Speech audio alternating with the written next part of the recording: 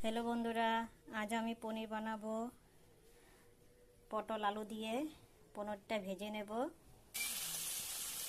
পটল আর আলুটাকে ভেজে নেব। এখানে পনিরের জন্য নিয়েছি ধনে গুঁড়ো, জিরের গুঁড়ো, হলুদ গুঁড়ো, কাঁচা লঙ্কা গুঁড়ো।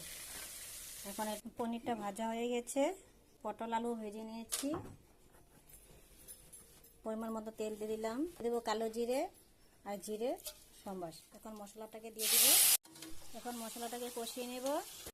মশলাটা কষানো হয়ে গেছে, এখন এতে দিয়ে দিব ভাজা আলু আর পটল। মশলাটা ভাজা হয়ে গেছে, এতে দিয়ে দিব পনির ভাজা। ভাজা হয়ে গেছে, এখন জল দিয়ে দিব দিলাম পরিমাণ মতো। পনিরটা জাল হয়ে গেছে, নামিয়ে নেব। আমি পনির নামিয়ে নিয়েছি। কেমন হয়েছে বলবে, লাইক করবে, শেয়ার করবে, কমেন্ট করবে, সাবস্ক্রাইব করবে।